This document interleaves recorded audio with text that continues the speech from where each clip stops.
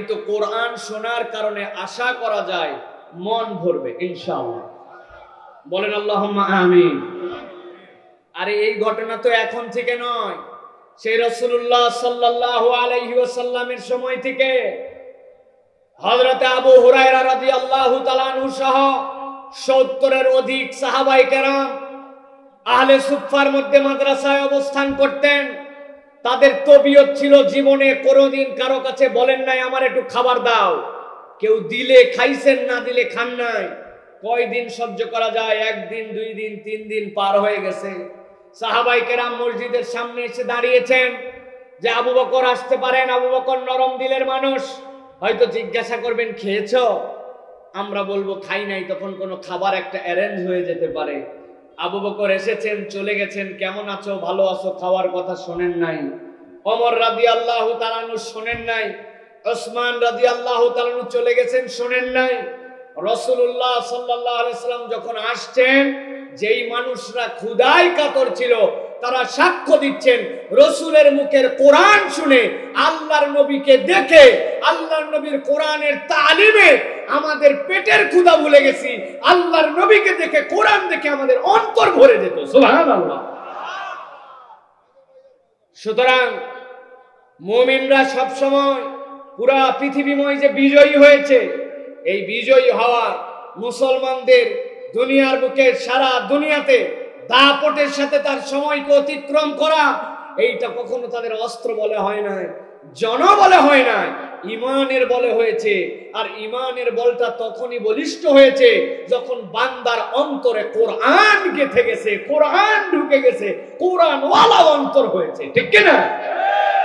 আল্লাহ রাব্বুল আলামিন কোরআনুল কারীমের মধ্যে বলেছেন, ওয়া ইযা তুলিয়াত আলাইহিম আয়াতুহু যাদাতহুম ঈমানা ওয়া আলা রাব্বিহিম ইয়াতাওয়াক্কালুন। যদি কেউ নিরেট কোরআন শোনার জন্যই আসে, আল্লাহ রাব্বুল আলামিন ওই কোরআনের বরকতে তার অন্তরটাকে, তার অন্তরের ঢেউটাকে থই থই বানায় দিবেন। ওই বান্দার অন্তরটা কোরআন দিয়ে যখন থই থই হয়ে যাবে, ওই বান্দা আল্লাহ ছাড়া কারো প্রতি তাওয়াক্কুল করবে না। পুরা পৃথিবী তার বিরোধিতা করতে পারে, ইমানদার যদি আল্লাহর প্রতি তাওয়াক্কুল করে তাহলে ইমানদারের ভয় নেই। আল্লাহ ছাড়া ওই ইমানদারকে কারো সামনে মাথা নত করানো যাবে না। ঠিক কি না? এটাই কোরআন, এইটাই কোরআন। আমি অনেক সময় উদাহরণ দেই, ছোট বাচ্চা কাচ্চারা ছোট থাকতে খুব কথা শুনতে চায়, আপনি কিছু বলার আগে তো দেয় না ভাই। আমি তো বিরাট ঝামেলায় আছি আমার বাড়িতে। বাড়িতে যতবার ঢুকতে হয় 3 বার এন্ট্রি লাগে আমার। সালাম দিছি, কলিং বেল দিছি, আমার মেজো মেয়ে চলে আসছে। আসার পরে দরজা খুলছে, বাকি 2 জন আর হক মাথা নিচু, তারা দরজা খুলতে পারে নাই, দৌড় দিছিল একসাথেই, কিন্তু রেসে দরজা পর্যন্ত মেজোটা দিচ্ছে। আমার বউয়ের পরামর্শ, আবার বাইরে যাও, আবার বাইরে যায়, আবার ডাকা লাগে, এবার ছোট জন খোলে, বড় জনের মন খারাপ, আবার যাও। এই যে জ্বালা, কি জন্য বলেন তো? এই ছোটবেলায় আমাদের বাচ্চা কাচ্চারা কথা শুনতে চায়, বাপ মা কি নিয়ে আসছে একটা আকর্ষণে, বাপ বাইর থেকে আসলে দৌড়ায় যায়। ঠিক কিনা? আপনি বলছেন মারে 1 গ্লাস পানি নিয়ে আইতো, ও যায় পানি খালি আনে নাই, এমন ভরানো ভরাইছে, গ্লাস ভরায়া উপর দিয়ে একটু মানে কোনো আর উপরে গ্লাসের জায়গা নাই, পানি টলমল টলমল, এই পড়লো রে, এই পড়লো রে, আস্তে আস্তে আসা লাগে। হয় কিনা এরকম ভাই? ভালো করে মনে রাখবেন, আপনি যদি রিয়ালি কোরআনকে ভালোবাসেন, অন্তর দিয়ে যদি সত্যি সত্যি কোরআনকে মহব্বত করেন, আল্লাহ বলছেন ওয়া ইযা তুলিয়াত আলাইহিম আয়াতুহু যাদাতহুম ঈমানা। আপনি কোরআন শুনতে আসলে আপনার অন্তরের ভিতর যদি কোরআনের আলো থাকে, তাহলে ওই কোরআন আপনার ঈমানকে এমন থই থই করে বাড়াবে, ওই বান্দার কোরআন শোনার বরকতে তার বাকি জীবন পুরোটাই আল্লাহর উপর তাওয়াক্কুলকারী হয়ে যাবে। পুরা পৃথিবী একদিক হতে পারে, ঈমানদার একা একদিকে থাকবে, তাও আল্লাহ থেকে ওই ঈমানদার কোরআনের বরকতে কখনো অন্যদিকে যাবে না। ঠিক কি না? এটাই কোরআন। সুতরাং আমরা যেমন তেমন মজলিসে এসে যাই নাই। এই মসজিদের আদব আছে, এই মসজিদের সৌন্দর্য আছে, এই মজলিসে আপনার জানা কথাই হয়তো আবার হতে পারে, কিন্তু আপনি যদি কোরআনের মহব্বতে শোনেন, আল্লাহ রাব্বুল আলামিন আপনাকে একটা আশু পরিবর্তন ঘটায় দিবেন। বলেন আল্লাহুম্মা আমিন। আমরা সেই কোরআন শুনতে আসছি তো প্রিয় ভাইয়েরা, আসছি তো ইনশাআল্লাহ। তাহলে আমাদের সকলকে সহযোগিতা করবে। এত বড় একটা মজলিস, ঝুটন ভাই তো একটা বড় পদে দায়িত্বশীল, উনি তো রাজনৈতিক অনেক মঞ্চে যান, অনেক প্রোগ্রাম করেন, অনেক আয়োজন হয়। এতগুলা লোকরে কন্ট্রোল করার জন্য আশপাশের নরসিংদীর 5 থানা থেকে অন্তত 5 পল্টন পুলিশ আনা লাগতো, লাঠায়া পিটায়া বাঁশি দিয়া হুইসেল দিয়া আবার শেষে বিরিয়ানি খাওয়ায়া, তারপরেও চুপ করানো যাইতো না। কোরআনের মহব্বতে হাজারো জনতা এসে গেছে, কথা নাই, ঠিক কিনা? এটাই কোরআন। কোরআনের যারা জীবন্ত মুজিজা দেখতে চায় তারা নরসিংদীর মাঠে এসে দেখে যাক যে এই কোরআন পাগল মানুষ গরমের মধ্যে কেমনে কোরআন শোনার জন্য বসে আছে। অতএব আপনাদেরকে ধন্যবাদ দিয়ে কথা শুরু করতে চাই। এই পরিবেশ যেন আরো আগামী 2-2.5 ঘন্টা বজায় থাকে। রাজি আছেন তো ইনশাআল্লাহ? বরাবরের মতো আপনাদের কাছে একটা কথা বলে দেই, আপনাদের জন্য একটা আনন্দের সংবাদ আছে। সংবাদটা হচ্ছে, যারা মুরব্বী আপনারা, যাদের বয়স 35+, আপনাদের জন্য ছুটি ঘোষণা করা থাকলো। শায়েখ আহমদুল্লাহ আসলে আপনারা সে ওয়াজ শুনতে পারেন। আপাতত আমি যতক্ষণ ওয়াজ করবো আপনাদের ছুটি, আপনারা বাড়ি যাইতে পারেন। আমার শ্রোতা যারা, তাদের বয়স হচ্ছে 35-এর নিচে। এই শ্রোতাদের জন্য আমার বক্তব্য, আপনার ওয়াজ ভালো লাগুক খারাপ লাগুক, শুনতে মন চাক না চাক, অন্যদিকে টান দেখ না দেখ, আপনার কোনো কথাবার্তা আমি শুনতে রাজি নাই। আমি যতক্ষণ থাকবো আপনার মাঠে থাকা লাগবে ততক্ষণ। রাজি আছেন তো আপনারা? কারা কারা তরুণ যুবক আছেন হাত উঁচু করেন, টান টান করে তোলেন।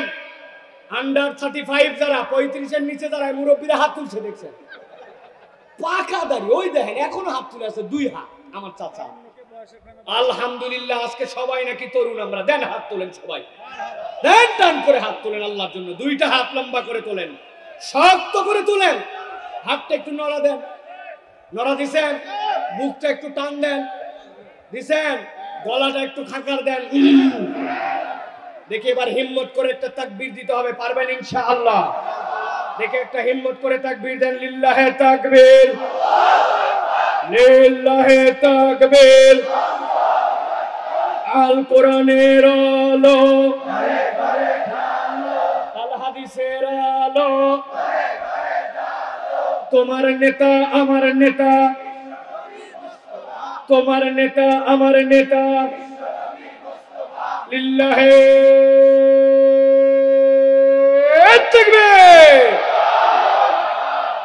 আলহামদুলিল্লাহ। আল্লাহ রাব্বুল আলামিন আমাদেরকে কবুল করেন। আর কোনো কথা হবে না, একদম চুপচাপ ইনশাআল্লাহ। বলেন আল্লাহুম্মা আমিন। আল্লাহ রাব্বুল আলামিন পৃথিবীর মানুষকে যতভাবে সম্মানিত করেছেন, এর মাঝে অন্যতম একটা সম্মান আল্লাহ রাব্বুল আলামিন উম্মতে মুহাম্মাদীকে এক্সেপশনাল করে আল্লাহ রাব্বুল আলামিনের পক্ষ থেকে দিয়েছেন। সৃষ্টিগতভাবে সকল মানুষই শ্রেষ্ঠ, আদম আলাইহিস সালাম থেকে কিয়ামত পর্যন্ত। কিন্তু এই মানুষগুলোর মধ্যে সবচেয়ে সর্বশ্রেষ্ঠ আল্লাহ রাব্বুল আলামিন নিজে সাক্ষ্য দিয়েছেন যাদের ব্যাপারে, ওয়াজআলনাকুম উম্মাতান ওয়াসাতা, তোমাদেরকে মধ্যমপন্থী উম্মত করে প্রেরণ করা হয়েছে। কুনতুম খায়রা উম্মাহ, তোমাদেরকে উম্মত উত্তম করা হয়েছে। এটা আল্লাহ রাব্বুল আলামিনের ডিক্লারেশন। এটা আর কোন উম্মত পায় নাই। একমাত্র উম্মত যারা পেয়েছে তারা উম্মতে মুহাম্মাদী। এই উম্মতে মুহাম্মাদী যত কারণে শ্রেষ্ঠ হয়েছে, তার মাঝে অন্যতম একটা কারণ হচ্ছে আল্লাহ রাব্বুল আলামিনের কালাম। বলেন কি? কালামুল্লাহ, আল কোরআন। এই কোরআনের কাছে আমরা, কোরআনের জন্য আমরা, আল্লাহ রাব্বুল আলামিন আপনাকে আমাকে সম্মানিত করেছেন। কোরআন আল্লাহ রাব্বুল আলামিনের পক্ষ থেকে আমাদের জন্য এমন নিয়ামত এনেছে। আল্লাহ রাব্বুল আলামিন সূরা আম্বিয়ার 18 নম্বর আয়াতের মধ্যে বলছেন, বাল নাকযিফু বিল হাক্কি আলাল বাতিল। ও দুনিয়ার মানুষ জেনে রাখো, এই কোরআনওয়ালা সমাজ যখন হবে, এই কোরআন ধারণকারী মানুষরা যদি কোরআনকে ধারণ করতে পারে, কোরআনের কাজ কি হবে? বাল নাকযিফু বিল হাক্কি আলাল বাতিল ফায়াদমাগুহু ফাইদা হুয়া যাহিক। আল্লাহ বলছেন এই কোরআন এমন পাওয়ারফুল, পৃথিবীতে যত বাতিল আছে কোরআন যেখানে প্রবেশ করবে সে বাতিলের মগজে আঘাত করবে, আঘাত করার পরে কোরআন সেখানে এমন ভাবে বিজয়ী হবে বাতিল সেখানে অস্তিত্বহীন হয়ে যাবে। এই অস্তিত্বহীন করার জন্য, বাতিলকে মিটিয়ে দিয়ে সৌন্দর্যকে পরিস্ফুট করার জন্য আল্লাহ রাব্বুল আলামিন কোরআন দিয়েছেন। আর ওই কোরআনের কারণে আল্লাহ রাব্বুল আলামিন আপনাকে আমাকে সম্মানিত করেছেন। সুবহানাল্লাহ বলেন। আল্লাহ রাব্বুল আলামিন এরপরে বলছেন সূরা ফুরকান 33 নম্বর আয়াতের মধ্যে, লা ইয়াতুনাকা বিমাসালিন ইল্লা জিনাকা বিল হাক্কি ওয়া আহসানা তাফসীরা।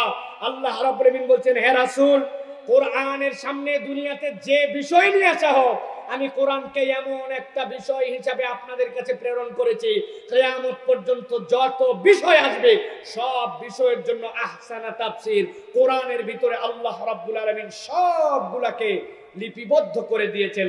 আল্লাহ বলছেন একই সাথে লা ওয়ালা ইয়াতুনা বিমাসালিন ইল্লা জিনাকা বিল হক ওয়া আহসানা তাফসীরা। এর মধ্যে মানব জীবনের সকল আহকাম আরকান আল্লাহ রাব্বুল আলামিন ঢুকিয়ে দিয়েছেন। তার মানে মানব জীবনের সবকিছু যার মধ্যে আছে সেটাই কোরআন। আর ওই কোরআনের কারণে আল্লাহ আপনাকে আমাকে সম্মানিত করেছেন। সুবহানাল্লাহ। কোরআন মৌলিকভাবে আমাদেরকে 4টা নিয়ামত দেয়। কয়টা? আমি কিন্তু মুরব্বীদের উত্তর শুনবো না, কিন্তু তরুণদেরকে কথা বলতে হবে। কয়টা নিয়ামত দেয়? সবাই বলে নাই, জোরে করে বলো কয়টা। জবান ছেড়ে দিয়ে কথা বলতে হবে। কোরআন আমাদেরকে 4টা নিয়ামত দেয়। আল্লাহ রাব্বুল আলামিন সূরা ইউনূস, কোরআনুল কারীমের 10 নম্বর সূরা 57 নম্বর আয়াতের মধ্যে দুনিয়ার মানুষের জন্য বলছেন, ইয়া আইয়ুহান নাসু ক্বাদ জাআতকুম মাউইযাতুম মির রাব্বিকুম ওয়া শিফাউল লিমা ফিস সুদূর।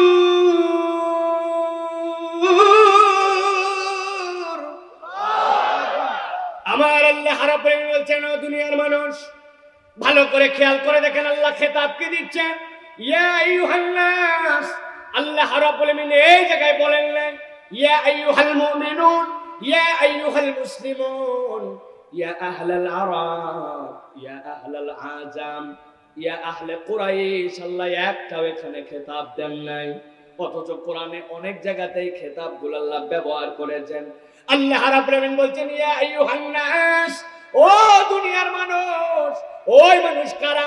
আল্লাহর নবী সাল্লাল্লাহু আলাইহি সাল্লামের পর থেকে কিয়ামত পর্যন্ত যত মানুষ আসবে আল্লাহ রাব্বুল আলামিন সব মানুষকে মুখাতাব করে বলছেন, ক্বাদ জাআতকুম মাউইযাতুম মির রাব্বিকুম ওয়া শিফাউল লিমা ফিস সুদূর।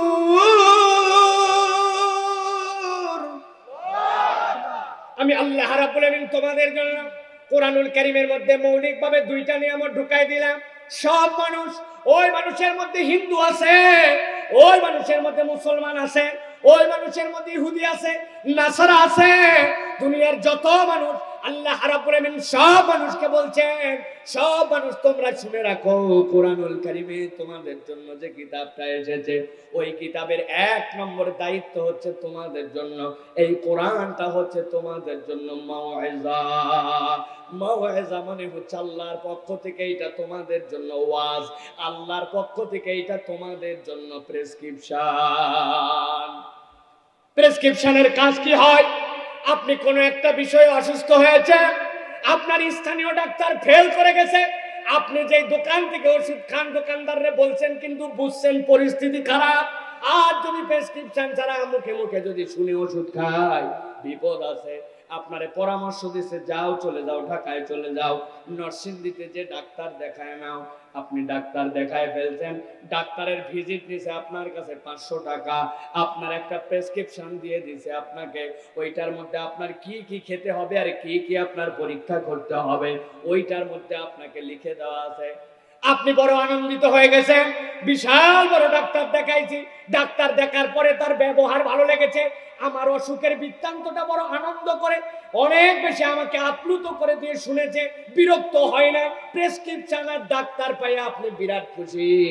ডাক্তার দেখায় যখন ফেরত আসছেন চিন্তা করছেন এত ভালো ডাক্তার এত আমাকে মহব্বত করলো, 500 টাকা ভিজিট নিছে, অত প্রেসক্রিপশনটার তো একটা মূল্য আছে।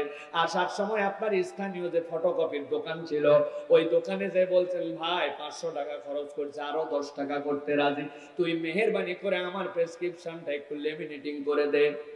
উপর দিয়ে প্লাস্টিক দিয়ে লেমিনেটিং করে দিছে, আপনি লেমিনেটিং এর পরে চুমু দিচ্ছেন দুইটা আহারে।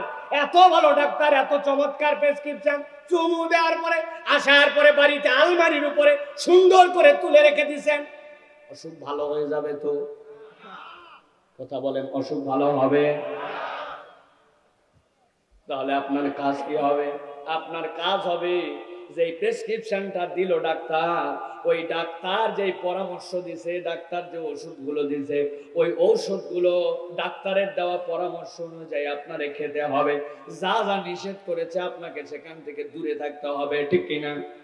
এখন আপনি একটু বুদ্ধিমান মানুষ, নরসিংদীর মানুষ এমনি একটু বুদ্ধিমান হয়। উনি চিন্তা করছে বেটা ডাক্তার খালি বুঝলে হয় নাকি, আমিও কিছু বুঝি। ও এমবিবিএস করে ওই সাবজেক্টে বড় হয়েছে, কিন্তু আমিও তো অন্য সাবজেক্টে মাস্টার ডিগ্রি পাস। পরে নিচে প্রেসক্রিপশনে বলছে আপনার জ্বর হয়েছে যেটাই, জ্বরের জন্য এখনই অ্যান্টিবায়োটিক লেখা যাবে না, আপাতত 3টা দিন আপনাকে পরীক্ষার মধ্যে রাখতে হবে, তারপরে অন্যান্য চিকিৎসা হবে। তবে এই 3 দিন আপনার জন্য দায়িত্ব দিলাম, 8 ঘন্টা পর পর একটা করে প্যারাসিটামল খাবেন, দিনে 3টা, জ্বর আসলেও খাবেন না আসলেও খাবেন, এই 3 দিনের ডোজ আপনার জন্য। উনি চিন্তা করছে ডাক্তার একাই বোঝে নাকি, আমিও তো কিছু বুঝি। উনি কি বোঝে? উনি বলছে একই পেট একই ওষুধ একই লোক একই জায়গায় খাবো, অতএব 3 দিন আলাদা আলাদা খাওয়ার দরকার আছে নাকি? এক কথা প্যারাসিটামল নিয়ে 3 দিনের 9টা একবারে খুলছে, খোলার পরে পানি দিয়ে 9 প্যারাসিটামল একবারে মারছে। বলেন তো অসুখ ভালো হওয়ার থেকে বিপদ বাড়ার সম্ভাবনা আছে কিনা? আমার আল্লাহ রাব্বুল আলামিন বলছেন দুনিয়ার মানুষ ভালো করে বুঝে নাও, কদ জাআতকুম মাউইযাতুম মির রাব্বিকুম ওয়া শিফাউল লিমা ফিস সুদূর।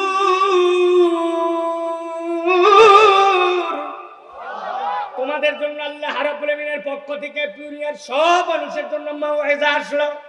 আপনি আমাকে জিজ্ঞাসা করবেন হুজুর কোরআন তো বুঝলাম ইমানদারদেরকে মুসলমানদেরকে কাজ দেয়, কিন্তু একজন হিন্দুর জন্য কোরআন কেমন করে কাজ দেয় একটু বলেন তো। আমি আপনার কাছে একটু ভালো করে 2টা উদাহরণ দিব, মাথার মধ্যে গেঁথে রাখবেন। হিন্দুর কথা এই জন্য বলছি, আমাদের সমাজে অন্যান্য ধর্মাবলম্বীর থেকে মুসলমানের পরে হিন্দুর আধিক্য বেশি, ঠিক কিনা? আপনাদের এই বাজারের মধ্যে শিবপুরে একজন হিন্দু দোকানদারি করে, ধরেন বলছি, দোকানদারি করে, দোকানদারি করার সময় ধান্দাবাজি করে, 2 নম্বর মাল 1 নম্বর বলে বিক্রি করে, হয়তোবা ওজন যখন করে তখন সিস্টেম করে মিজানের পাল্লা নিক্তির পাল্লার মধ্যে কম বেশি দেয়। ধরেন এরকম যদি কোনো হিন্দু ওজনে কম দেয়, 2 নম্বর মাল 1 নম্বর বলে বিক্রি করে, চিৎকার করে উত্তর দেন তো সে কি ভালো হিন্দু নাকি খারাপ হিন্দু? সে একজন খারাপ হিন্দু। এখন একজন খারাপ হিন্দু ইমানদার নয়, মুসলমান নয়, আল্লাহকে স্বীকার করে না, কিন্তু মানুষ হিসাবে একজন খারাপ হিন্দু যদি ভালো হিন্দু হতে চায়, আল্লাহ রাব্বুল আলামিন কোরআনুল কারীমের মধ্যে তার জন্য বলছেন ওয়াইলুল লিল মুতাফফিফিন।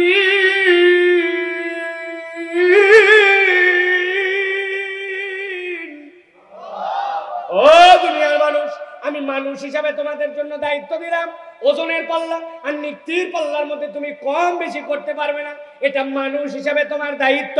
সুতরাং কোরআন ওই হিন্দুর কাছে যে বলবে, যদি সে কোরআনকে ফলো করে প্রেসক্রিপশন হিসাবে, ও হিন্দু তুমি মুসলমান না হও, কিন্তু তুমি যদি একজন ভালো হিন্দু হতে চাও, কোরআন তোমাকে বলতেছে মানুষের সাথে লেনদেন করার সময় ওজনের মধ্যে ফাঁকি দেওয়া যাবে না, ঠিক না? অতএব কোরআন হচ্ছে সকলের জন্য মাওয়েজা। আরেকটা উদাহরণ দেখেন তো, একজন হিন্দুর ছেলে ধরেন সে প্রথমে বিড়ি খাওয়া ধরছে। কেমনে বিড়ি খাওয়া ধরলো? প্রথম দিন ওর বন্ধু যেটা বিড়ি ধরাইছিল, বিড়ি ধরানোর সাথে সাথে বলছে খবরদার তুই আমার কাছে বিড়ি ধরাবি না, বিড়ি ধরালে আমার সহ্য করতে পারি না, ধোয়া খক খক কাশি হয়। প্রথম দিকে যারা বিড়ি খাওয়া ধরে তারা কাশে, ঠিক কিনা? কেমনে ঠিক বললেন ভাই? ভালো করে খেয়াল করেন, 1 দিন 2 দিন 5 দিন 7 দিন সংক্ষেপ সময় আমার। কথা অনেকগুলো আছে, এই জন্য ভালো করে খেয়াল করেন। 10 দিন পেরিয়ে গেছে খারাপ বন্ধুর সাথে থাকার কারণে। 10 দিনের মাথায় দেখা যায় যে এটা প্রথম দিনে কাজত, 10ম দিনে সে বলছে, ওই বিড়ি যেটা ধরাইছে প্রথম তারে বলছে আমি কিন্তু ফার্স্ট কল, মানে সিগারেট কেনার পরে সে বলছে তোর পরে যদি কারো ঠোঁট দুইটা টানা লাগে তাইলে আমি 10 দিন আগে কাজত যেই বন্ধুটা খারাপ বন্ধুর সংস্পর্শে থাকার কারণে 10 দিন পরে ও বিড়ি করে হয়। আস্তে আস্তে বিড়ি খাইতে খাইতে চিন্তা করে এর মধ্যে আর জোশ পাওয়া যায় না, এরপরে বিড়ির মধ্যে থেকে সব মশলা ফেলে দেয়, গাঁজা কুচি কুচি করে কাটে, কাটার পরে বিড়ির মধ্যে ভরায়। দুনিয়ার মানুষ মনে করে বিড়ি খায়, কিন্তু অনেকগুলো আছে এরকম করে গাঁজা খায়, আছে কিনা? কিছুদিন ধরে গাঁজা খাওয়া শেষ, এরপরে দেখা যায় গাঁজা তারে তৃপ্তি দেয় না, আস্তে আস্তে ফেন্সি খোর হয়, আস্তে আস্তে ইয়াবা খোর হয়, আস্তে আস্তে হিরোইন খোর হয়। কোন হিন্দুর সন্তানও যদি হিরোইন খোর হয়, মদ খোর হয়, গাঁজা খার হয়, তাহলে হিন্দু বাবা মা যদি সত্যি সত্যি এইটা অপছন্দ করে, তাহলে তাদেরকেও দুশ্চিন্তার মধ্যে ফেলে দেয়, আমার সন্তান কেমনে ঠিক করা যায়, ঠিক না? আল্লাহ রাব্বুল আলামিন এই জন্য কোরআনুল কারীমের মধ্যে বলছেন ইন্নামাল খামর, নিশ্চয় মদ এবং মাদকতা, ওয়াল মাইসার ওয়াল আসলাম রিজকুম মিন আমালিশ শাইতান। ও দুনিয়ার মানুষ, তুমি যদি মানুষ হও, আমি আল্লাহ রাব্বুল আলামিন তোমাকে জানায় রাখলাম, নিশ্চয় মদ এবং মাদকতা, নিশ্চয় তোমাদের জন্য জুয়া ব্যভিচার, নিশ্চয় এগুলো আল্লাহ রাব্বুল আলামিনের পক্ষ থেকে তোমাদের জন্য মানবীয় বিকাশের ক্ষেত্রে এটা বাধা স্বরূপ, এইগুলা তোমাদের যে দুশমন ওই শয়তানের কাজ।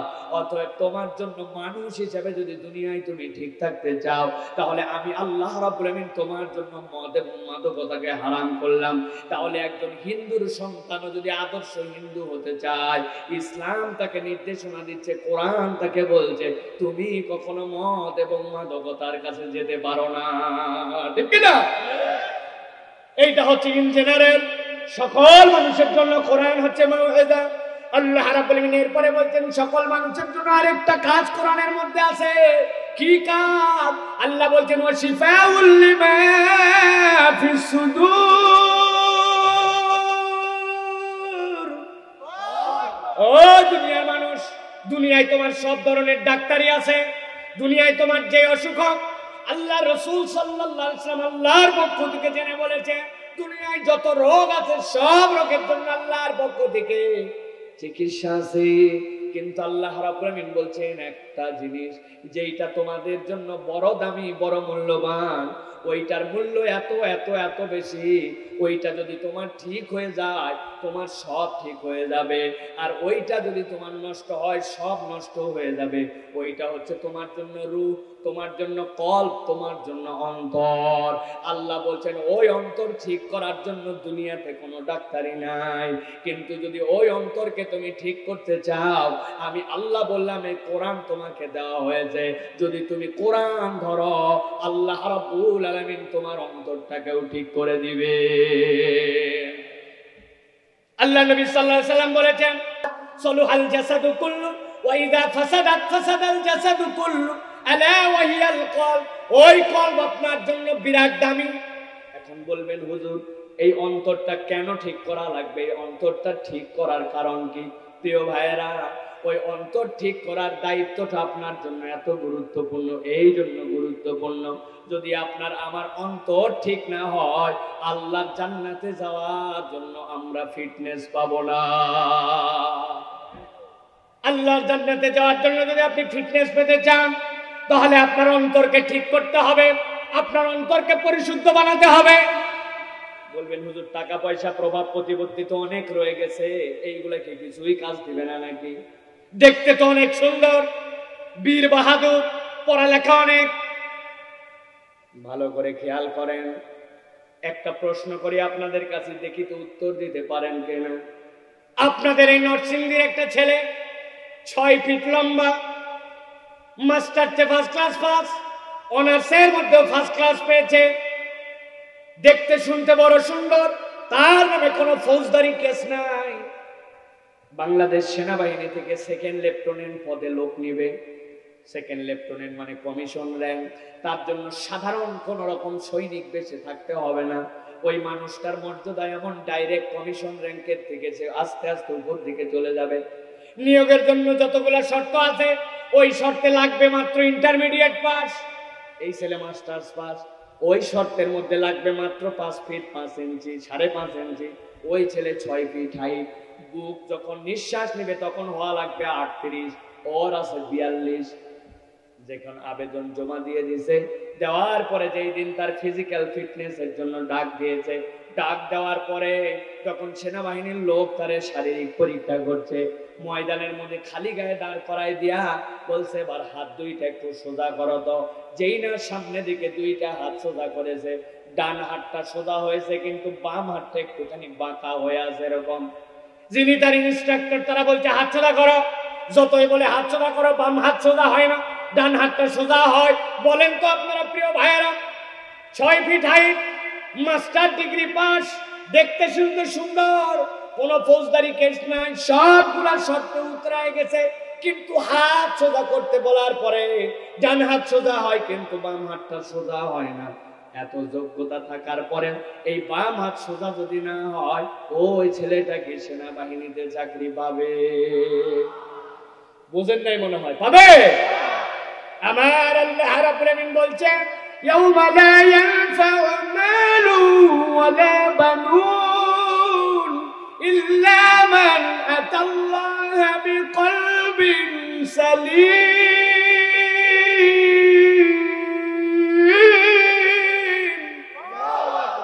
ও দুনিয়ার মানুষ, তোমার কত টাকা আছে, কত প্রভাব আছে, কত পাওয়ার আছে, কয়বার পর পর ক্ষমতায় আসছো, কত তোমার দাপট, কত তোমার ডিগ্রি, কত তোমার সম্পদ, কত তোমার প্রভাব, আমি আল্লাহ রাব্বুল আলামিন বললাম কিয়ামতের দিনে এগুলা একটাও তোমার কাজ দিবে না।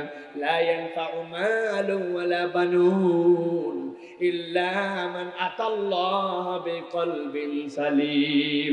আল্লাহর কাছে ওই দিন একমাত্র ফিটনেস হিসাবে মাকবুল হবে তুমি যদি তোমার অন্তরটাকে সালিম বানায় দিয়া, তোমাকে মুসলমান হিসাবে তোমার অন্তরকে যদি পরিশুদ্ধ করে আল্লাহর কাছে আসতে পারো, আমি আল্লাহ বললাম এইটাই একমাত্র তোমাকে দাম দিবে।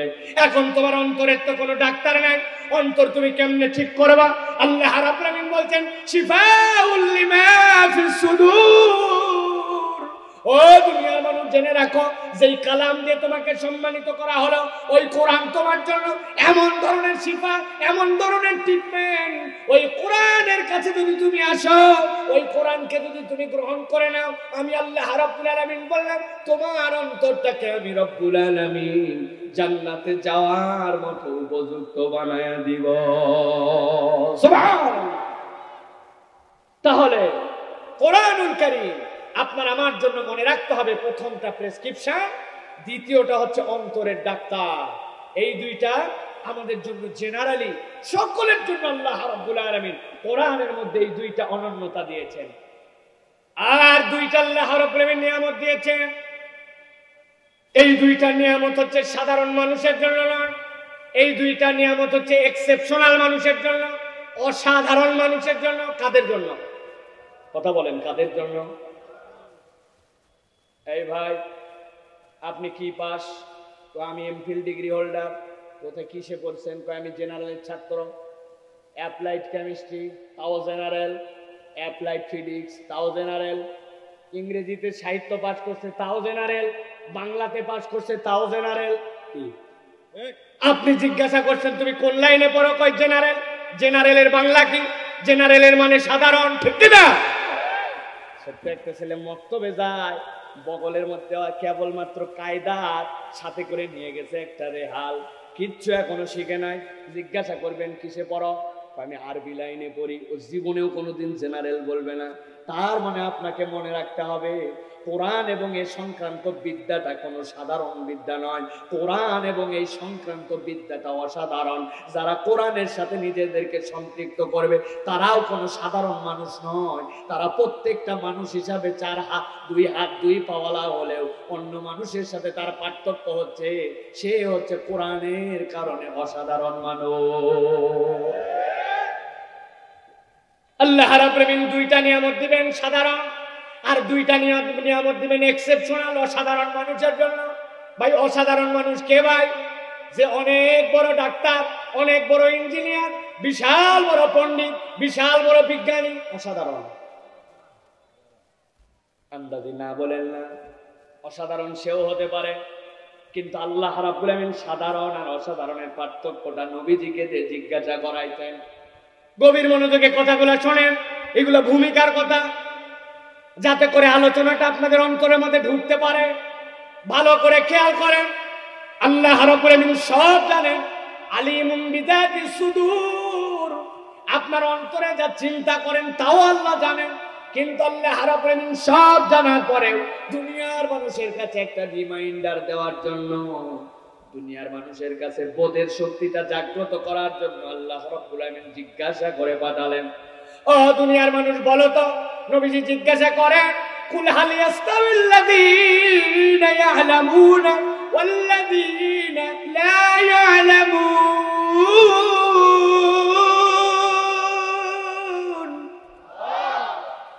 নবীজিকে জিজ্ঞাসা করতে বললেন আল্লাহ, বলেন তো যারা দুনিয়াতে জানে আর যারা জানে না, এই দুই দল কি এক? কথা বলতে হবে। দুনিয়াতে যারা জানে আর যারা জানে না, এই দুই দল কি এক? হাসে গেছেন, কিন্তু বড় ভাষা ফাঁসছেন। যারা না বলেন নাই, ফাঁসেন নাই। আপনি বলছেন দুনিয়াতে যারা জানে আর যারা জানে না, এই দুই দল এক নয়। এখন আপনার কাছে আমি জিজ্ঞাসা করতে চাই, আপনি জানা আর না জানা বলতে কি বুঝেন? বলেন, জানার না জানা বলতে কি বোঝেন? একজন পিএইচডি ডিগ্রি পাস, আপনি বলতেছেন না এই লোক অসাধারণ লোক না, আপনি বলতেছেন, অথচ সে পিএইচডি ডিগ্রিধারী। পিএইচডি ডিগ্রি এমনি এমনি পাওয়া যায় না, বড় জটিল ব্যাপার। এত জ্ঞান অর্জন করলো একজন বড় ধরনের পণ্ডিত, অ্যারোনটিক্যাল ইঞ্জিনিয়ার।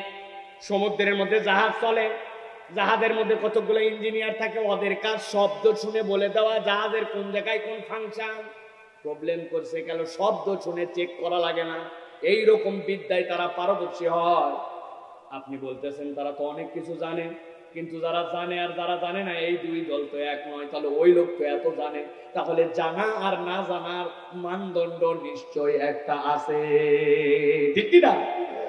আমি এই আয়াতের আলোকে আপনাদের মনে রাখার সুবিধার্থে বলি, পুরা পৃথিবীর মানুষ এই আয়াতের আলোকে দুইটা পার্টিতে বিভক্ত।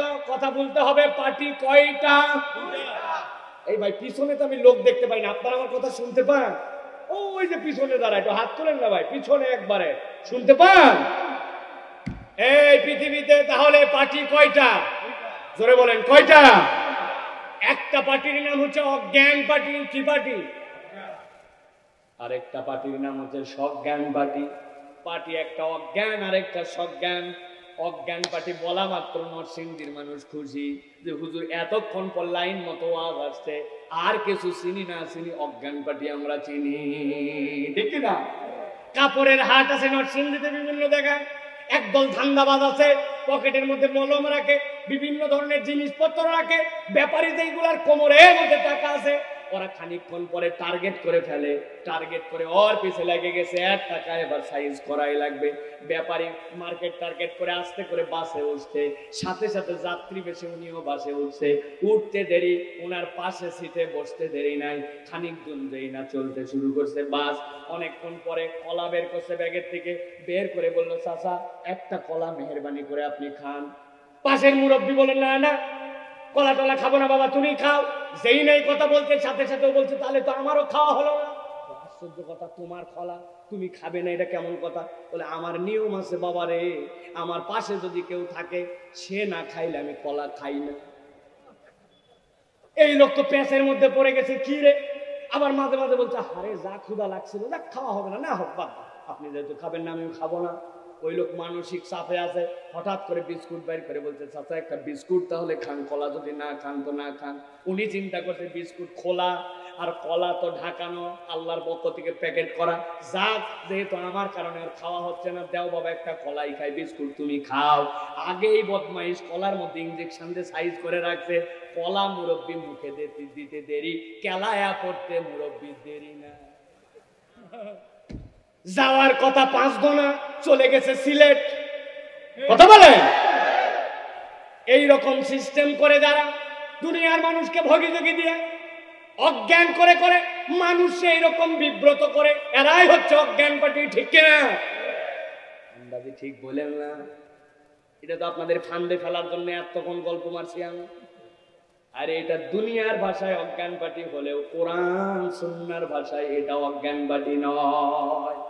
কোরআন সুন্নাহর ভাষায় অজ্ঞান পাটি হচ্ছে তারা দুনিয়ায় যাদের বাড়ি আছে, গাড়ি আছে, নারী আছে, টাকা আছে, পয়সা আছে, অর্থ আছে, বৃত্ত আছে, ক্ষমতা আছে, জেল জুলুম পার যা ইচ্ছা তাই করতে পারে, কিন্তু এত কিছু থাকার পরেও তাদের সাথে যদি আল্লাহ না থাকে, কোরআন না থাকে, রাসূল না থাকে, ঈমান না থাকে, ইসলাম না থাকে, সব আছে কিন্তু ঈমান নাই, ওরা হচ্ছে পার্টিতে অজ্ঞান।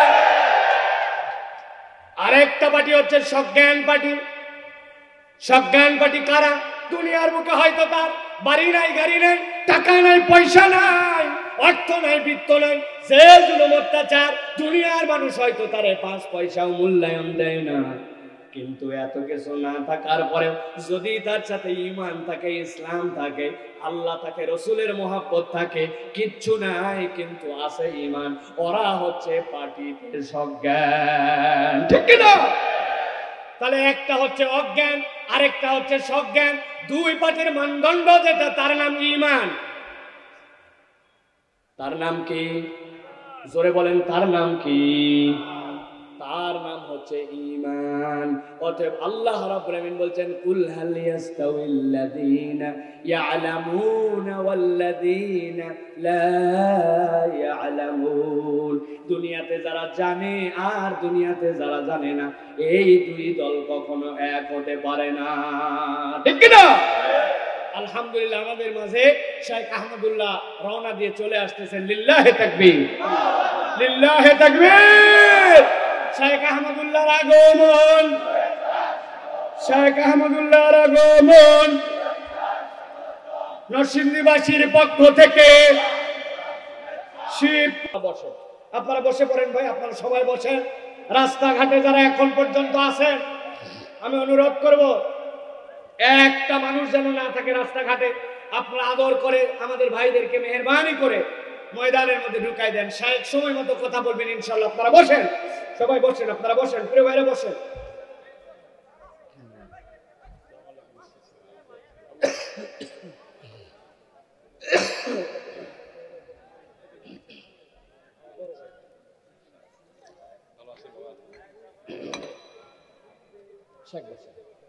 আলহামদুলিল্লাহ বলেন। আপনারা অনেকেই দুশ্চিন্তায় ছিলেন যে শায়েখ কত দূর আছেন, কেমন আছেন, আদৌ আসবেন কি আসবেন না, নানান কথাবার্তা আপনাদের চিন্তা ছিল। আলহামদুলিল্লাহ শায়েখ এসে গেছেন। আপনারা খুশি তো? খুশি তো? আলহামদুলিল্লাহ। শায়েখ কথা বলবেন ইনশাআল্লাহ, তবে আমি আমার কথাটা শেষ করে দিব ইনশাআল্লাহ। শায়েখ চলে আসছেন যাতে আপনারা কেউ অস্থির না হন। আমরা তো প্রত্যেকদিন ওয়াজ করি ভাই, আমাদের ওয়াজ তো আপনারা কম বেশি শুনেন, কিন্তু আজকে শায়েখের মাধ্যমে আপনারা ডিফারেন্ট ওয়াজ শুনবেন। ডিফারেন্ট ওয়াজ কি? আপনাদের জীবন জিজ্ঞাসা, এক একটা প্রশ্ন এক একটা ওয়াজ। ঠিক কি না? আমি ওয়াজ করছি এখন কোরআনের দাম বোঝানোর জন্য, যে কোরআন দিয়ে আল্লাহ আমাদেরকে কিভাবে সম্মানিত করেছেন। আমার এই এক সাবজেক্টের উপরেই মৌলিক কথা, কিন্তু আপনারা কেউ প্রশ্ন করছেন তালাক নিয়ে, কেউ প্রশ্ন করছেন সন্তানের ঝামেলা নিয়ে, কেউ প্রশ্ন করছেন নামাজ নিয়ে, কেউ জিজ্ঞাসা করছেন রোজা ভঙ্গের কারণ নিয়ে, কেউ প্রশ্ন করছেন মোবাইলের সমস্যা নিয়ে, কেউ প্রশ্ন করছেন হুজুর আমারে 5টা উপদেশ দেন, কেউ প্রশ্ন করছেন এটা জায়েজ না না জায়েজ। এক মহলে 10 ধরনের কথা শোনা যায়। এই জন্য আল্লাহ বলছেন ফাসআলু আহলা যিকরি ইন কুনতুম লা তা'লামুন। যারা জানে না, তোমরা যারা জানে তাদের কাছ থেকে জেনে নাও। আজকে আমরা ইনশাআল্লাহ শায়েখের নসিহত শুনবো, এরপরে শায়েখ যতক্ষণ প্রশ্নের উত্তর দিবেন আমরা ততক্ষণ শুনবো। সেটা 12টা বাজুক, 12:30 বাজুক, 1টা বাজুক। রাজি আছো তো যুবকেরা? রাজি আছো তো ইনশাআল্লাহ? আল্লাহ রাব্বুল আলামিন অসাধারণ মানুষদের জন্য 2টা নিয়ামত রাখলেন। তাহলে অসাধারণ মানুষ কারা? অসাধারণ মানুষ হচ্ছে তারা দুনিয়ার বুকে ঈমানের মালিক হয়েছে যারা।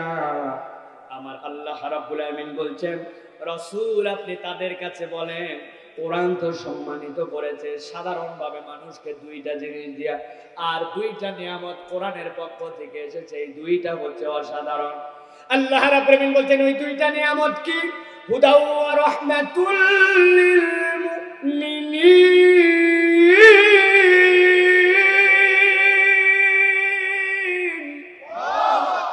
আমার আল্লাহ রাব্বুল আলামিন বলছেন বলছেন 1 নম্বর নিয়ামতটা হচ্ছে হুদা। 1 নম্বর নিয়ামত দুনিয়ার মানুষের জন্য, যারা ঈমানদার, যারা আল্লাহর প্রতি বিশ্বাস করবে, কোরআন তাদেরকে হুদা হিসাবে পথ দেখাবে। কোন পথ দেখাবে?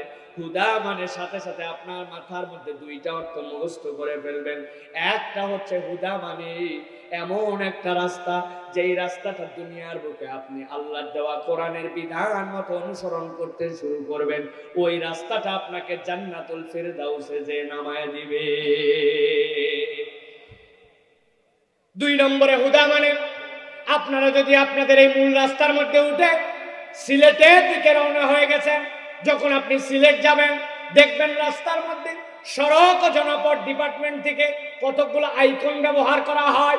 3 কোণ এরকম সাইনবোর্ড আপনার রাস্তার মধ্যে, যদি আপনার গাড়ির আলো এটার মধ্যে পরে জ্বলে ওঠে, তীর চিহ্ন দেওয়া আছে এরকম করে পরপর 3টা, এই দিকে ইন্ডিকেশন দেওয়া আছে, ওইটা দেখে ড্রাইভার বুঝে ফেলে রাস্তাটা সামনে যে বামের দিকে মোড় নিবে।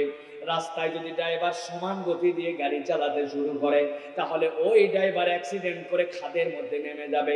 ওই ইন্ডিকেশন দেখে দেখে বামের দিকে যায়, কিছু দূর যাওয়ার পরে আবার বামের থেকে ডানের দিকে ইশারা দেওয়া আছে, ওই চিহ্ন দেখে আবার ড্রাইভার চিন্তা করে এখন রাস্তাটা বাঁক নিবে ডানের দিকে।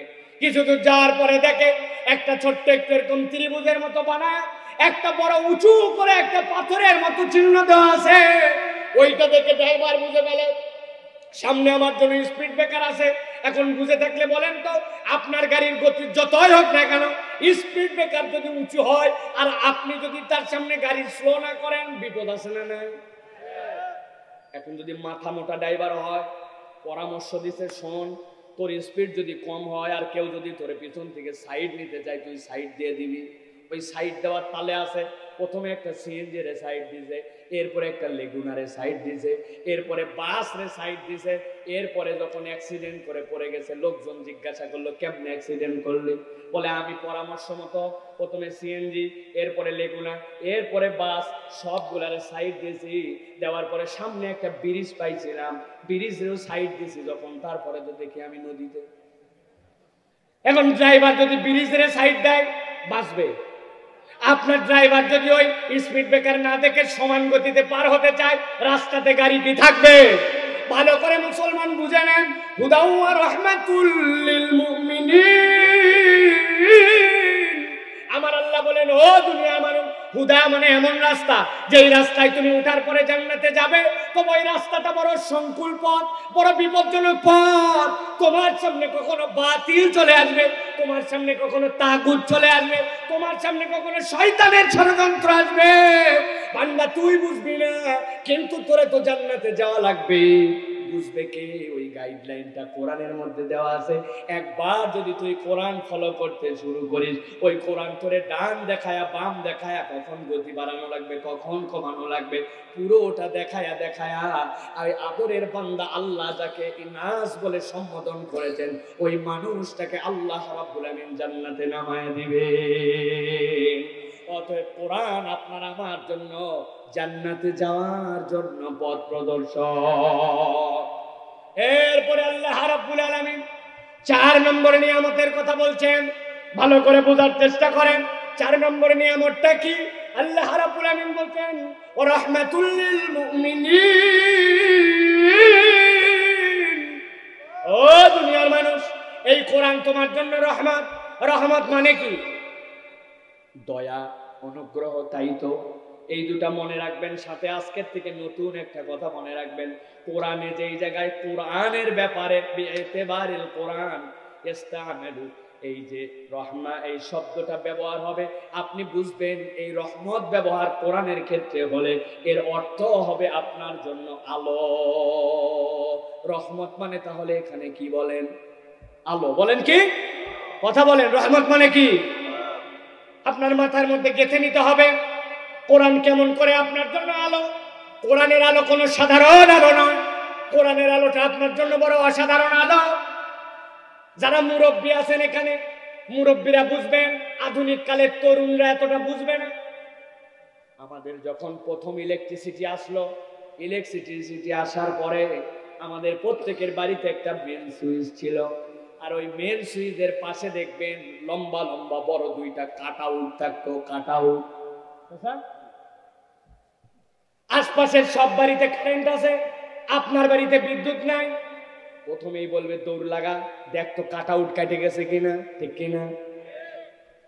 টান দিয়ে খুলে বের করছে, খুলে দেখে হ্যাঁ যা বলছিলাম তাই তো, এর ভিতরে যে তার ছিল এপার থেকে আবার সংযোগটা বিচ্ছিন্ন হয়ে গেছে।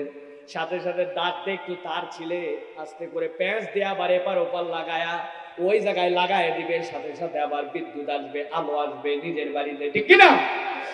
এখন ঘর তো পুরো অন্ধকার, আপনার তো লাগানো লাগবে কাটআউট। আপনি কাটআউট লাগানোর জন্য ওই কোনায় যাচ্ছেন, আপনার পিচ্ছি বেটা আছে, বেটারে ডাক দিয়ে বলছেন বাপ বড় ভয়ঙ্কর, ভিতরে যদি নখ ঢুকে যায় তাহলে সাথে সাথে কিন্তু আমি শেষ। এই জন্য আব্বারে তুই সুন্দর করে এরকম করে আলোটা ধরবি, আলোটা ধরে থাকবি, আমি আলো তোর ধরা দেখে ওই বরাবর কাটআউট লাগাবো। আল্লাহর কি কাম, কারেন্ট নাই ঘরের মধ্যে, দুনিয়ার মশা ঢুকছে ঘরে, ওই ব্যাটারে বলছে লাইট তো সোজা ধরতে, ওই লাইট ধরে আছে, এমন সময় বাম হাতের এই জায়গায় মশা একটা এসে ইঞ্জেকশন বসায় দিছে, বসানোর সাথে সাথে অত লাইট ধরে আছে, কিন্তু এই দিকে হাত নড়াইছে, এই হাত নড়ানোর সাথে সাথে ডান হাত একটু নড়ে গেছে। যেই না ডান হাত নড়ছে, বাপ তো গেছে কাটআউট লাগানোর জন্য, কাটআউট লাগাতে যাবে যাবে এই সময় লাইট নাই। মাথা ঠিক আছে নাকি, ঠিক করে দেন, ঠিক কিনা। বেটারে দিছে ঝাড়ি, ঝাড়ি খায়া বেটা আগের বার তো মশা কামড়ানোতে হাত নড়ছিল, এখন ঝাড়ি খায়া তো এমনি হাত নড়ে। বাপ বলছে কিছু খাসনি নাকি, ঠিক করে ধর বললাম। এই গেল এক ধরনের টর্চ ধরা, আরেক ধরনের টর্চ ধরা আছে ভিন্ন রকম। খেয়াল করে দেখেন তো, আপনারা যদি কখনো ইএনটির ডাক্তারের কাছে যান, নাক কান গলা, অথবা কখনো যদি আপনারা দাঁতের ডাক্তারের কাছে যান, অথবা কোনোদিন যদি আপনার কোনো ধরনের অপারেশন হয়, তো ডাক্তারদের কাছে একটা টর্চ লাইট থাকে।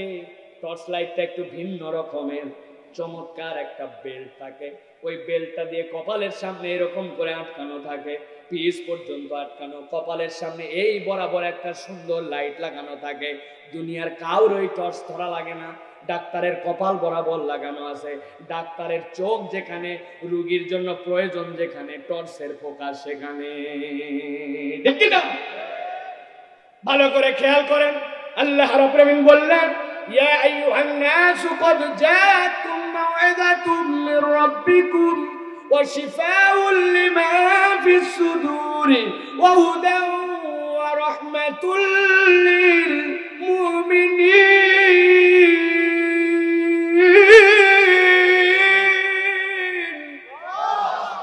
ও দুনিয়ার মানুষ, আমি আল্লাহ রাব্বুল আলামিন তোমাদের জন্য এই কোরআনকে রহমত করলাম।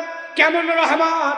একটা রাস্তা তোর জন্য হুদা বললাম, ওই রাস্তায় উঠলে তুই জান্নাতে যাবি, কিন্তু আমি রব্বুল আলামিন সাথে তোর জন্য কোরআনকে রহমত বানাই দিলাম। কোরআন তোর এমন রহমত, এমন আলো, একবার যদি তুই কোরআনের কাছে আসতে পারিস, ওই কোরআন তোকে এমন আলো দেখাবে, দুনিয়ার কারো মুখাপেক্ষী হতে হবে না, কারো কে লাইট ধরবে আর ধরবে না এই চিন্তা করতে হবে না। কোরআন স্বয়ং তোর সাথে লেগে থাকবে, তার আলো দিয়ে তোরে পথ দেখায়া দেখায়া তোরে জান্নাত পর্যন্ত পৌঁছায়া দিবে। সুবহানাল্লাহ। কেবলমাত্র দুনিয়ার জন্যই নয়, আল্লাহ রাসূল সাল্লাল্লাহু আলাইহি ওয়াসাল্লাম সাক্ষ্য দিচ্ছেন এই কোরআন তোমার জন্য হুজ্জাতুল্লাহ। কোরআন এইটা তোমার জন্য হুজ্জাত হয়ে যাবে, তোমার জন্য দলিল হয়ে যাবে। কোরআন ওয়ালা মানুষ যারা হবে, কিয়ামতের দিনে যাওয়ার পরে ওই কোরআন আপনার পক্ষে শাফাআত করবে। সুবহানাল্লাহ। আল্লাহ, ওই বান্দা কোরআন পড়েছিল, রাত্রি জাগরণ করেছিল, ওই বান্দার হাজার গুনাহ থাকতে পারে, কিন্তু আমি কোরআন তো তেলাওয়াত করেছি, আমি তার পক্ষে আছি। আল্লাহ রাব্বুল আলামিন ওই বান্দার আরজি কবুল করবেন। কোরআনে অন্য আয়াতে সাক্ষ্য দিচ্ছেন আল্লাহ, সাথে সাথে ওই জান্নাতে যাওয়ার উপযুক্ত করার পরে ওই কোরআনের কারণে আল্লাহ রাব্বুল আলামিন তাদেরকে দুইটা আলো দিবেন। নূরুহুম ইয়াসআ বাইনা আইদিহিম ওয়া বিআইমানিহিম। আমার নবী বলছেন মুসনাদে আহমদের হাদিসের মধ্যে, ওই মানুষগুলা ডান থেকে আর সামনে থেকে আল্লাহ রাব্বুল আলামিন এমন আলো দিয়ে দিবেন, ওই আলোগুলা এক শহর থেকে আরেক শহর অতিক্রম করে চলে যাবে। সুবহানাল্লাহ। কত মানুষের আলো একটু কম হবে, আল্লাহ তাদের জন্য দুনিয়ায় থাকতে কোরআনে দোয়া শিখাইছেন, রব্বানা আতিমিম লানা নূরানা। আমার নবী বলছেন তাদের আলো কম, এই বৃদ্ধাঙ্গুলির মাথা দিয়ে একটু আলো বের হয়, আবার আলো জ্বলে, আবার বন্ধ হয়। লোকগুলা কারাই এক্সেপশনাল লোক। আল্লাহ রাব্বুল আলামিনের নবী বলছেন ওরা যখন আল্লাহর কাছে দোয়া করবে রব্বানা আতমিম লানা নূরানা, আয় আল্লাহ আপনি আমাদের নূরকে পূর্ণ করে দেন, এই দোয়া শিখাইছেন যিনি তিনি আল্লাহ, এই দোয়া কবুল করবেন যিনি তিনি আল্লাহ। কবুল করার জন্যই বান্দাকে শিখানো। বান্দা যখন ওই কোরআনওয়ালা হয়ে কবরে যাবে, কবর থেকে পুলসিরাত, এরপরে জান্নাতের রাস্তায় আল্লাহ ওই বান্দার জন্য অল্প একটু আলো যেটা কখনো জ্বলে আর কখনো বন্ধ হয়, ঈমানের ওই আলোর বরকত এমন দিবেন, ওই আলো দিয়েই বান্দা তার জান্নাত খুঁজে নিবে। সুবহানাল্লাহ। তাহলে প্রিয় ভাইয়েরা, আমাদেরকে আল্লাহ রাব্বুল আলামিন সম্মানিত করলেন কোরআন দিয়া, আর কোরআনকে করলেন এই চারটা কাজের জন্য আমাদের জন্য জিম্মাদার। তাহলে এই কোরআনকে আমাদের গ্রহণ করা লাগবে না লাগবে না? একটু জবান ছেড়ে দিয়ে বলেন, এই কোরআনকে আমাদের গ্রহণ করা লাগবে না লাগবে না? কিন্তু প্রিয় ভাইয়েরা, আমরা তো এই যে মাসের পরে মাস আমাদের কাছে বিদায় নিয়ে আর 2-3 দিন পরে আমাদের সামনে শনিবার রাত্রেও হয়তো আমাদের জন্য সাহারি খাওয়া লাগতে পারে, সেই হিসাবে আবার আমাদের কাছে একটা সওগাতের মাস মাহে রমাদান চলে আসলো। কিন্তু এখানে আমার যেই ভাইয়েরা তাফসীরুল কোরআন মাহফিল শুনতে আসছেন, আমি হাত তুলতে বলবো না, কারণ জনগণের সামনে এক মুসলমান আর এক মুসলমানকে লজ্জা দিতে পারে না, এই সেন্সে আপনাদেরকে বললাম না। কিন্তু বলেন তো, যে মহিমান্বিত মাসকে আল্লাহ এত সম্মানিত করলেন, যেই মানুষকে কোরআন দিয়ে এত মূল্যায়িত করলেন, এইখানকার আগত মেহমানদের মধ্যে সব মানুষকে আমরা কোরআন পড়তে পারি? পারি ভাই? পারি? সব মানুষ কোরআন পড়তে পারি না, কোরআন শেখার ব্যাপারেও আমাদের আগ্রহ নাই। অথচ আল্লাহ রাব্বুল আলামিন বলছেন এই রমাদানের মূল্যায়নটা তোমাদেরকে কোরআন দিয়ে দেওয়া হয়েছে। অতএব আজকের এই মাহফিল থেকে আপনারা শপথ নেওয়ার চেষ্টা করেন যে এই আসন্ন রমাদান থেকে আমাদের টার্গেট হবে কোরআনহীন আর রমাদান আমার হতে পারে না, কোরআন যুক্ত রমাদান আমাদের চাই। কোরআন মুক্ত রমাদানের কারণে রমাদান আমাদেরকে সেইভাবে উপকৃত করতে পারছে না, ঠিক কিনা? যেই মানুষ, কি আশ্চর্য, আপনাকে যদি 500 টাকা দিয়ে বলা হয় এত কঠিন গরমের দিন আপনি একটুখানি বাথরুমের ভিতরে যে এক ঢোক পানি খেয়ে আসেন, একটা মানুষও রাজি হবে না, বলবে হুজুর বলেন কি বাথরুমের ভিতরে কি আল্লাহ দেখে না? আচ্ছা ঠিক আছে, আল্লাহ বাথরুমের ভিতরে দেখে, তুমি পুকুরের মধ্যে ডুব দিয়ে পানি খাও, বলে পুকুরের মধ্যে ডুব দিয়ে কি আল্লাহ দেখে না? বলে তাহলে এটা বুদ্ধি ভালো শিখাই দেয়, উজু করার সময় কুলি তো করো, প্রথম কুলিটা মুখে নিয়ে টুক করে গিলে দিয়ে এরপরে বাকি কুলিগুলো ফুসফুস করে ফালাই দিও, যা হয় হবে, কেউ বুঝতে পারবে না কেউ, এইভাবে খাও। খাবেন আপনারা কেউ? যারা বললেন না তারা খাবেন? খাবেন কেউ আপনারা? আমরা কেউ খাবো? কি বলবে? বলবে আল্লাহ দেখে। আশ্চর্য, যেই মানুষের এক চুল্লু পানি খাওয়া, বাথরুমে পানির নিচে ডুবে নিজে নিজে কোনো জায়গাতে আল্লাহ দেখেন এরকম বিশ্বাস নাই, ওই মুসলমান অন্যায় করে, অপরাধ করে, অপকর্ম করে, জনগণের হক মেরে খায়, রাষ্ট্রের হক মেরে খায়, রাস্তা বানাতে দিলে ভুয়ামি করে, যা তাকে কাজ দিবেন সেখানে 2 নম্বরই করে, ঘুষ খায়, অন্যায় করে, মিথ্যা বলে, এইগুলা সবগুলো আল্লাহর নিচে। ও চিন্তা করছে রমজানের পানি খাওয়া দেখার দায়িত্ব আল্লাহ নিচে, বাকি সময় আল্লাহ বোধহয় রিল্যাক্সে থাকে, তাই না? বিষয়টা এরকম। এটার কারণ কি? এটার একমাত্র কারণ হচ্ছে কোরআনহীন রমাদান। আল্লাহ বলছেন শাহরু রমাদান আল্লাযী উনজিলা ফীহিল কুরআন হুদাল লিন-নাস ওয়া বাইয়িনাতিন মিনাল হুদা ওয়াল ফুরকান। কোরআন, রমাদানের সম্মান বেড়েছে কোরআনের কারণে। আমরা রমাদানের রোজা নিছি, কোরআনকে আমরা আল্লাহর রহমতে বাদ দিয়েছি। এখানে যত মুসলমান আছেন শপথ করতে হবে আপনাকে কোরআন শিখতে হবে, কোনো কারণ নাই, এর কোনো অজুহাত নাই, এর কোনো বিকল্প নাই, আপনাকে কোরআন শিখতে হবে। রাজি আছেন আপনারা? রাজি আছেন আপনারা? আমি আমাদের প্রিয় ভাই মঈন ভাইকে বলবো যে ভাই আপনি এত চমৎকার আয়োজন করেন, এটা তো এখন মডেল মাহফিল, আলহামদুলিল্লাহ। আপনার এই আয়োজনের সাথে এরকম উদ্যোগ লাগবে। এলাকায় আপনি বাইতুল হুদা জামে মসজিদের উদ্যোগে মাহফিল করছেন, হাম আলহামদুলিল্লাহ, কিন্তু এলাকার প্রত্যেকটা মসজিদকে টার্গেট করে আপনি আপনার জনগণের প্রতিনিধিত্বশীল যারা দায়িত্বশীল আছেন তাদের থেকে অনুদান নিয়ে এসে আপনি এইগুলাতে টিচার নিয়োগ দিয়ে রমাদানে 21 দিনে, 20 দিনে, 15 দিনে, 14 দিনে কোরআন শিক্ষার আসর কায়েম করেন। তাহলে তাফসিরুল কোরআন মাহফিল বছরে একটা হবে, এটা সার্থকতা হবে। প্রত্যেকটা বছর নতুন নতুন মানুষ এখানে কোরআন শিখতে আসবে। আগামী বছর যারা এখানে কোরআন শিখবে আমরা তাদেরকে এই মঞ্চের থেকে একটা কোরআন তাদের হাতে হাদিয়া তুলে দিয়ে জনগণের কাছে মডেল হিসেবে দেখাতে চাই যে কেবলমাত্র তাফসিরুল কোরআন মাহফিল হয় নাই, এটার উদ্যোগে 12 মাস কোরআন শিক্ষার কার্যক্রমের পরে এই গ্রামের 500 লোক কোরআন নিয়েছে, আমরা তাদের হাতে কোরআন তুলে দিতে চাই। রাজি আছেন ইনশাআল্লাহ? কেমন হবে তাহলে উদ্যোগটা প্রিয় ভাইয়েরা? ভালো হবে কিনা? এটা দরকার আছে কিনা? বছরে একদিন শুনতে আসলাম, বিশাল আয়োজন, চলে গেলাম তাফসিরুল কোরআন মাহফিল শুনে। কোরআন পড়তে পারে না যে ওর আবার তাফসিরুল কোরআন মাহফিল কি জিনিস? আপনি কোরআন পড়তে জানেন না, আপনার তাফসিরুল কোরআন মাহফিল কি জিনিস? আপনাকে আগে কোরআন শিখতে হবে প্রিয় ভাইরা। আপনি মাস্টার ডিগ্রি পরীক্ষা দেওয়ার জন্য ঘুরতেছেন, আপনি দাওরা পরীক্ষা দিবেন, আমার একটু দাওরা পরীক্ষা করার সুযোগ দেন প্রিয় ভাইরা বলতেছেন। আপনি মেশকাত পড়েন নাই, কিছু পড়েন নাই, আপনি মাস্টার ডিগ্রিতে চলে গেছেন ডাইরেক্ট। আপনার দাখিলের সার্টিফিকেট নাই, আলেম নাই, ফাজেল নাই, আপনি বলে কামেল পরীক্ষা দিবেন। তাফসিরুল কোরআন মাহফিল তো কামেল ডিগ্রি, আপনি কমসে কম তো কোরআন পড়ে তারপরে না বুঝবেন। তা আপনারা কোরআন যদি না শিখেন কেমন করে হবে ভাই? অজুহাত আছে আমাদের, যার নাই কোনো হাত তার আছে অজুহাত। বয়স হয়ে গেছে, শরীর চলে না, আমরা বাঙালি মানুষ, কেমন করে পেরে উঠবো, এই সকল কথা আছে কিনা? আমি এক মুরব্বীরে বলছি, মুরব্বী আপনি কোরআন শিখেন না কেন? বলে এদিকায় দেখ বাবাই দাঁত নড়ে। আমি বললাম দাঁত নড়ে তো কোরআন শিখেন না কেন, কি সমস্যা?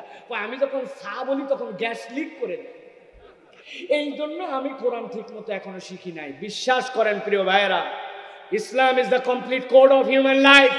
এই হিসাবে আপনাদের কাছে বলবো, আল্লাহ রাব্বুল আলামিন যদি আপনার আমার সামনে হযরতে সালমান ফারসি রাদিয়াল্লাহু তাআলা আনহুকে দাঁড় করে দেন, দেওয়ার পরে বলেন যদি সালমান বলো তো এই বাঙালি ভাইদেরকে তুমি কোন দেশ থেকে আসছিলে, উনি বলবেন আমি পারস্য ইরান থেকে গিয়েছিলাম।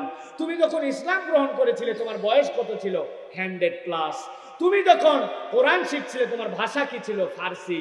100 বছরের উপরে পারস্যের বাসিন্দা ফার্সি ভাষাভাষী লোক এমন কোরআন শিখেছেন, হযরত ওমর ফারুক রাদিয়াল্লাহু তাআলা আনহু খেলাফতের সময় তার তেলাওয়াত শুনে ঝরঝর করে কেঁদেছেন।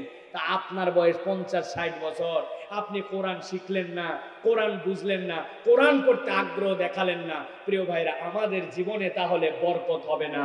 আল্লাহর দেওয়া এই 4টা বরকত যদি পেতে চাই, রমাদানে আমাদের কোরআন শিক্ষা করার কোনো বিকল্প নাই। রাজি আছেন ভাই? আরেকটা কথা বলবো আপনাদের কাছে লাস্ট, এই কথাটা শুনলে আপনাদের মন খারাপ হয়ে যাবে। সেটা হচ্ছে রমাদান কোরআন শিক্ষার মাস নয়। রমাদান কোরআন শিক্ষার মাস নয়। রমাদান হচ্ছে কোরআনের ইমপ্লিমেন্টেশনের মাস। রমাদান হচ্ছে আপনার জন্য ওয়ার্কশপ। আপনি একটা গাড়ি চালান, 4000 কিলোমিটার চলেছে, আপনার মোবাইল ফেলে দিতে হয়, আপনার জন্য ওয়ার্কশপের মধ্যে ঢুকায়া 4টা চাকার ব্রেক মিলাতে হয়। আপনার যদি কোনো বল বিয়ারিং যদি লুজ হয় সেগুলো টাইট দিতে হয়, রেডিয়েটরে পানি চেঞ্জ করতে হয়, গিয়ার অয়েল পরিবর্তন করতে হয়।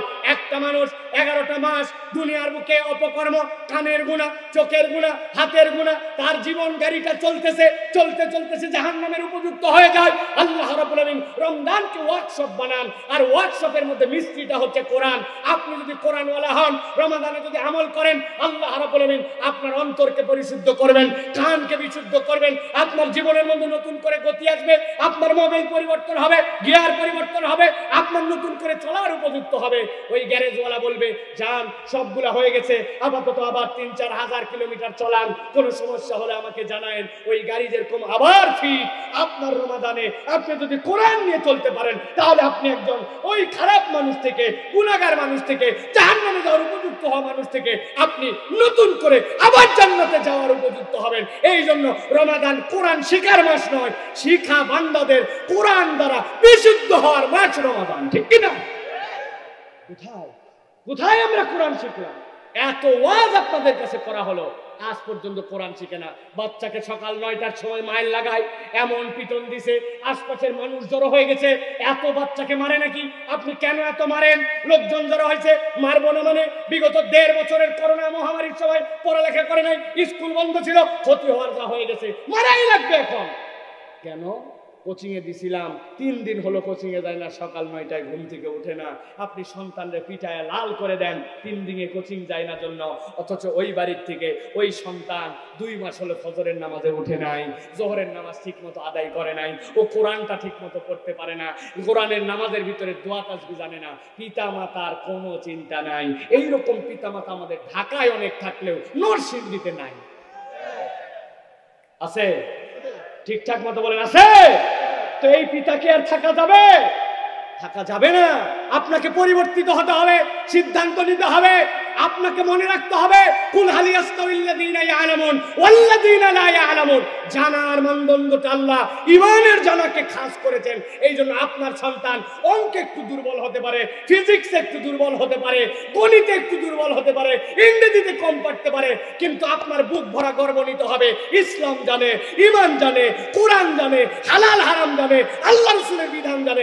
আপনার গর্ব হবে কোরআন জানা দিয়ে, অন্য কিছু দিয়ে নয়। ঠিক কি না? পারবেন আপনারা? নাকি আবার ওই গতানুগতিক মাহফিল, গতানুগতিক রমাদান? না প্রিয় ভাইয়েরা, প্লিজ আপনি একটা প্ল্যান করেন, রমাদানের জন্য আপনি একটা টার্গেট করেন, রমাদানকে আপনি বিউটিফুল করেন।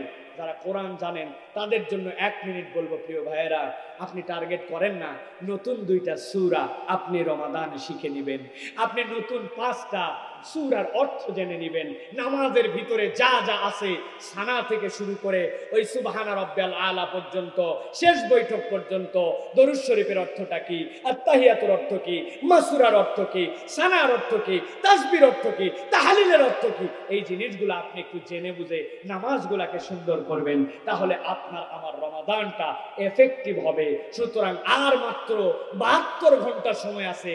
আপনার কাছে অনুরোধ, আল্লাহর ওয়াস্তে একটু হাত তুলে আমি 50টা ছেলে দেখতে চাই যারা রমাদান কেন্দ্রিক একটা প্ল্যান করবে যে আমি 5টা নতুন আয়াত মুখস্থ করব, 2টা সূরার অর্থ শেখার চেষ্টা করব, আমার টার্গেট থাকবে রমাদানে আমার 5টা খারাপ অভ্যাস ত্যাগ করব, আর 2-3টা নিজের জীবনে গুণ যুক্ত করব। 50টা ছেলে আন্দাজে হাত তুলবেন না, খাতা কলমে লিখতে হবে, লিখতে না পারলে হাত তুলেন না। টার্গেট নতুন সূরা শিখবো, হাত তুলেন, কষ্ট করে তুলে রাখেন। যারা আল্লাহর ওয়াস্তে আপনাদের কাছে করজোরে অনুরোধ করছে, হাত নামাই ফেলেন প্রয়োজনে। লিখতে হবে বাড়িতে যে নতুন 2টা সূরা শেখার চেষ্টা করব, নতুন 3টা সূরার অনুবাদ জানার চেষ্টা করব, 2-3টা হাদিস নতুন করে মুখস্থ করার চেষ্টা করব। নামাজের ভিতরে যত দোয়া তাসবিহ আছে, সুবহানাকাল্লাহুম্মা ওয়া বিহামদিকা তাবারাকাসমুকা ওয়া তাআলা জাদ্দুকা, এইটার মানে কি? রব্বানা লাকাল হাম মানে কি? আল্লাহুম্মা ইন্নী যালামতু নাফসি যুলমান কাসীরা, এইটার মানে কি? কুল হুয়াল্লাহ মানে কি? নামাজে দাঁড়াইছি, কুল হুয়াল্লাহু আহাদ, আল্লাহ এক, আল্লাহু সামাদ, তিনি অমুখাপেক্ষী, লাম ইয়ালিদ, কাউকে জন্ম দেন নাই, লাম ইউলাদ, কারো থেকে জন্ম নেন নাই, ওয়া লাম ইয়াকুল্লাহু কুফুয়ান আহাদ, তার সমকক্ষ কেউ নাই। আপনি আয়াত পড়বেন, সাথে সাথে মনে আসবে। পুরা রমজানে এরকম 3টা সূরা আপনি নতুন করে শিখবেন, অনুবাদ চেষ্টা করবেন, খারাপ অভ্যাস ত্যাগ করবেন, ভালো অভ্যাস যুক্ত করবেন। এইটা খাতা কলমে লিখে প্ল্যান করতে পারবেন যারা, এরকম 50 জন হাত তোলেন, বলেন আল্লাহুম্মা আমিন। ও যুবক, তুমি হয়তো মনে করছো হাত তুলে লজ্জা পেয়ে যাব, তোমার ওই টার্গেট করা উচিত। কতদিন সেই পুরাতন রমাদান যাবে? কতদিন একই মানুষ থাকবেন? কতদিন আপনি জাহান্নামের রাস্তায় চলবেন? কত সময় অন্যদিকে ব্যয় করলেন? কেন আপনার ভিতরে ক্ষোভ হয় না? আমিও হাতটা তুলি, তুলেন না হাতটা সহজ করে, তোলেন একটু চেষ্টা করে, আল্লাহ কবুল করবে। বলেন আল্লাহুম্মা আমিন, বলেন আল্লাহুম্মা আমিন। আপনারা এক খতম করে কোরআন শরীফ পড়বেন, কারা হাত তোলেন? ইনশাআল্লাহ এক খতম পড়াই লাগবে, করাই লাগবে আপনাকে, কোনো কথা নাই। আচ্ছা, যারা হাত তুলতেছেন না, আপনাদের কি সমস্যা ভাই? এক খতম পড়তে পারবেন না? কোরআনের জন্য 20 মিনিট সময় দিতে পারবেন না? আপনি কি করবেন? আপনি পুরো রমাদান ইফতার পাঠিয়ে সেহরি পাঠিয়ে, ওয়েস্টিনে যায় রাত্রে বলা সেহরি খায়, সেহরি পাঠিয়ে, আরে মূর্খর মূর্খ, আপনার খাবার ছবি আপনি দিয়ে পাবলিকরে কি বুঝান? আপনি কোরআন পড়তে হবে। রাজি এক খতম? ইনশাআল্লাহ রাজি? হাত তোলেন, হাত তোলেন, তাড়াতাড়ি হাত তোলেন। এক খতম করে, এই কি হচ্ছে তোমাদের? সামনে বসে ইউটিউবই করি, হ্যাঁ? হাত তোলা ইউটিউবার, আর কোরআন শরীফ এক খতম পড়া লাগবে। হাত তোলা, হাত তোলেন, তোলেন, হাত তোলেন, কোরআন এক খতম পড়া লাগবে। বলেন আল্লাহুম্মা আমিন। আর এইটা বড় ব্যবসা, উম্মতে মুহাম্মাদীর সবচেয়ে বড় ব্যবসা। নিয়ত করে ফেলছি, আল্লাহ আজকের থেকে আপনারা আমল নামায় সওয়াব দিবেন। সুবহানাল্লাহ বলেন। রাজি আছেন তো ইনশাআল্লাহ? খালি মজার মজার ক্যাপশন দিবেন, সাইফুল্লাহ হুজুর এবং শায়েখ আহমদুল্লাহ একই স্টেজে নরসিংদীর মানুষ ভেঙে পড়েছিল। খালি ক্যাপশন। আপনাদের পড়ালেখা করা লাগবে না কোরআন, আপনাদের জন্য এটা। রাজি আছে তো ইনশাআল্লাহ? এক খতম কোরআন শরীফ আল্লাহ কবুল করবেন, আল্লাহুম্মা আমিন। এক খতমের টার্গেট নেবেন না, টার্গেট নেবেন আধা ঘন্টা কোরআন পড়বো, অটোমেটিক খতম হয়ে যাবে। বলেন আল্লাহুম্মা আমিন। রাজি আছেন তো ইনশাআল্লাহ? সর্বশেষ একটা টিপস দিয়ে শেষ করব। এই রমাদানে কেউ ফিরবে না খালি হাতে। পকেটে ভাঙতি টাকা রাখতে হবে, খুচরা টাকা রাখতে হবে, প্ল্যান করে করে কিছু টাকা পয়সা এখন থেকে জড়ো করতে হবে। এই জামার পকেটে, ওই শার্টের পকেটে, ওই প্যান্টের পকেটে। কেউ একজন হাত পাচ্ছে না, ভাই খুচরা নাই, পকেটে নাই, টাকা আমি নাই, কোনো অজুহাত চলবে না। আপনার কাছে কেউ চাবে, একজনও ফেরত যাবে না। আপনি যদি রমাদানে প্রত্যেক দিন এরকম দান করতে পারেন, প্রত্যেকটা মানুষকে দিতে পারেন, আপনার সামর্থ্য 1 টাকা আছে, ওই লোকটা হয়তোবা কি করবে না করবে, রোজা আছে কি না আছে, এত হিসাব করার দরকার নাই। আওয়াজে দেখা আল্লাহ রাব্বুল আলামিন তোমার কাছে যদি কেউ চায় তাকে ফেরত দিও না। আল্লাহ আমার সাধ্য অনুযায়ী 1 টাকা 2 টাকা 5 টাকা 10 টাকা দিয়া আমি এরকম করে দান করে দিছি। আল্লাহ রাব্বুল আলামিন দেখবে আমার বান্দা একটা বান্দাকে ফেরায় নাই। আল্লাহ নবী সাল্লাল্লাহু আলাইহি ওয়াসাল্লাম বলেন, ইরহাম মান ফিল আরদ ইরহাম মান ফিস সামা। দুনিয়াওয়ালাকে সম্মান করেন, আসমানওয়ালা আপনার প্রতি রহম করবেন। আপনি দিবেন 1 টাকা 2 টাকা, 1 মুঠ 2 মুঠ, আল্লাহ আপনাকে থোক থোক থোক থোক বাড়ায় দিবেন। সুবহানাল্লাহ। পারবো ইনশাআল্লাহ? পারবো ইনশাআল্লাহ? খুচরা টাকা রাখতে হবে, পয়সা রাখতে হবে, টাকা রাখতে হবে, ভাঙতি রাখতে হবে। কেউ চাবে ফেরত যাবে না আপনার কাছে। রাজি আছেন ইনশাআল্লাহ? আল্লাহ আমাদেরকে কবুল করে বলেন আল্লাহুম্মা আমিন। হাযা মা ইনদি ওয়াল ইলমু ইনদাল্লাহ। সুবহানাকাল্লাহুম্মা বিহামদিকা।